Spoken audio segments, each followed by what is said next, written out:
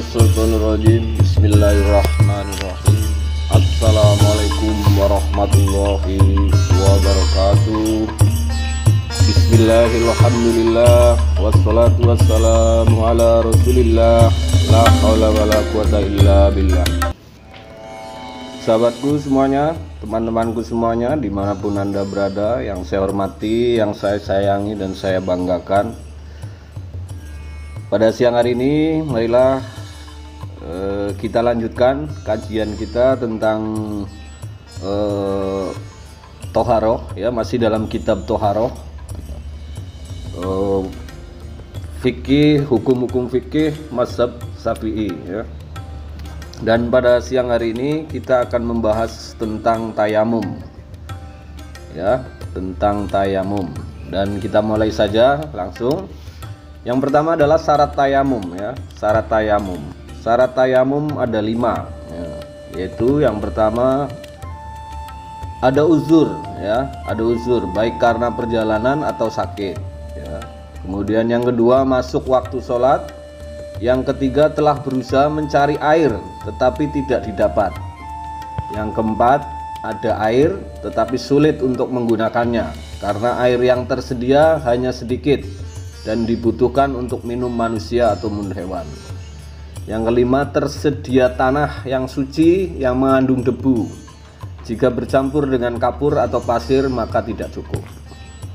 Itulah, ya, syarat untuk tayamum. Nah, penjelasannya sebagai berikut. Mengenai uzur, Allah berfirman, wa in kuntum mardo aw ala syafarin aw jaa ahaddu minkum minal hoiti aw al mastumul nisya'a falam yajidu ma'a qotaimamu, ya. Dan jika kalian sakit atau dalam perjalanan atau kembali dari tempat buang air atau menyentuh perempuan lalu kalian tidak memperoleh air maka bertayamumlah, ya. Itu surat Al-Maidah, ya, ayat 6. Kemudian Bukhari 241 dan Muslim 682 meriwayatkan dari Imam Imran bin Huswain. Dia berkata, kami bersama Rasulullah melakukan perjalanan ketika beliau sholat bersama orang banyak. Seorang laki-laki menjauh. Beliau bertanya, apa yang menghalangimu untuk sholat? Orang itu menjawab, saya junub dan tidak ada air. Beliau bersabda, bertayamumlah dengan tanah karena itu cukup bagimu. Mengenai maksud waktu sholat, Bukhari 328 meriwayatkan dari Jabir, ya, bahwa Nabi bersabda, ya, wa ju'lat lil ardu masjidan wa tahuran wa ayyuma rajulin min ummati adrokatahu sholatu fal yusol, ya, yang artinya bumi dijadikan untukku sebagai tempat sujud dan suci. Siapa saja di antara umatku yang mendapati waktu sholat hendaklah dia sholat, ya. Dalam riwayat Ahmad, ya, 2-222 disebutkan, ainama adrokatni sholatu tamassahtu wa sholaitu, ya. Di mana saja saya mendapatkan waktu sholat maka saya mengusap tanah dan sholat. Jadi maksudnya ini tayamum, ya.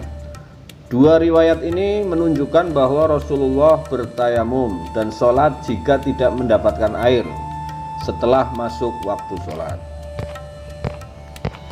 Baik teman-teman, kita langsung lanjutkan dengan rukun tayamum, ya. Rukun tayamum ada 4, yaitu niat, mengusap wajah, mengusap kedua tangan sampai kedua siku, kemudian tertib. Tertib artinya berurutan, ya, berurutan, tidak diselingi oleh perbuatan lain. Dalil, ya, penjelasannya, ya, dalilnya adalah firman Allah, ya, fatayammamu sha'idan thayyiban famsahu biwujuhikum wa aidikum minhu, ya. Yang artinya, maka bertayamumlah dengan tanah yang baik atau bersih, sapulah mukamu, ya, dan tanganmu dengan air tanah. Ini surat Al-Maidah ayat 6, ya. Kata fatayammamu maksudnya adalah menyengajalah, ya, menyengajalah untuk bertayamum. Ini merupakan dalil yang menunjukkan wajibnya niat disertai dengan hadis. Sesungguhnya setiap amalan itu tergantung niatnya. Maksud tanah yang baik adalah tanah yang suci. Selanjutnya adalah sunnah tayamum, ya. Sunnah tayamum itu ada 3, ya. Yang pertama mengucap basmalah, yang kedua mendahulukan bagian kanan dari bagian kiri, yang ketiga dilakukan secara beruntun tanpa berhenti, ya. Penjelasannya, rukun ini berdasarkan rukun dalam wudhu, karena tayamum adalah ganti dari wudhu, ya. Kemudian selanjutnya adalah apa-apa yang membatalkan tayamum, ya. Yang membatalkan tayamum, ya. Perkara yang membatalkan tayamum ada 3 juga, yaitu yang pertama semua perkara yang membatalkan wudhu, ya. Jadi sama, ya. Yang membatalkan tayamum sama dengan membatalkan wudhu. Nah, yang kedua melihat air di luar waktu sholat, ya. Jadi sesudah tayamum pada waktu sholat kita melihat air itu tayamumnya batal, harus diulang dengan wudhu, ya. Yang ketiga adalah murtad, ya. Penjelasannya, maksud melihat air di luar waktu sholat adalah ketika tidak sedang menunaikan sholat dan sebelum mengerjakannya. Ini hadis Tirmizi 124 dan selainnya meriwayatkan dari Abu Dzar bahwa Rasulullah bersabda, ya, inna as-saidat thayyiba tuhurul muslimi wa illam yajid ma'a asro sinina fa idza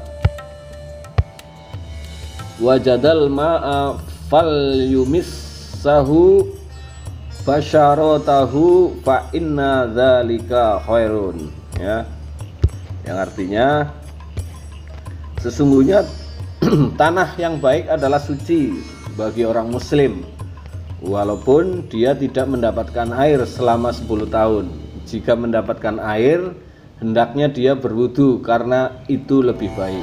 Dalil ini menunjukkan bahwa tayamum batal jika ada air.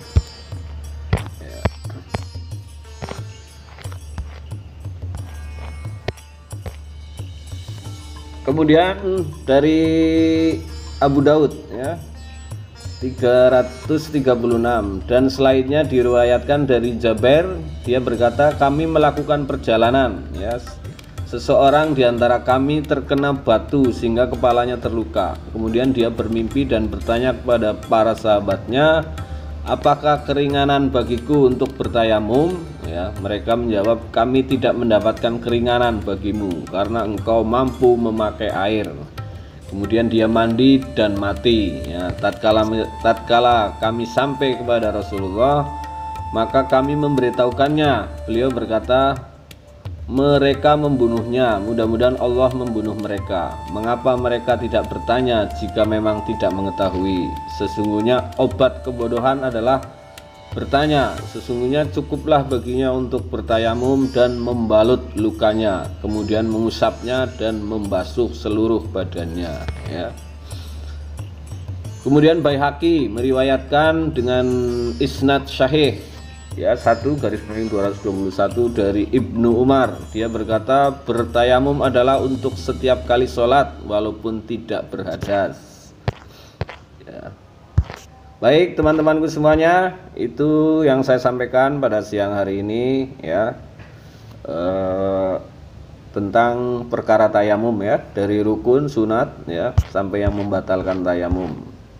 Mudah-mudahan apa yang saya sampaikan bermanfaat, terutama buat diri saya sendiri dan mudah-mudahan untuk teman-teman yang ikut nonton video saya, ya. Tentunya dalam saya menyampaikan banyak hal ya, salah ya pasti, dan ada hal-hal yang perlu dibenarkan. Untuk teman-teman yang barangkali lebih mengetahui untuk hal-hal ini, silahkan dikomentari saja ya, supaya saya juga mendapatkan ilmu dari teman-teman semuanya. Sekali lagi mohon maaf atas segala kesalahan dan terima kasih atas segala perhatiannya ya. Saya akhiri, wassalamualaikum warahmatullahi wabarakatuh.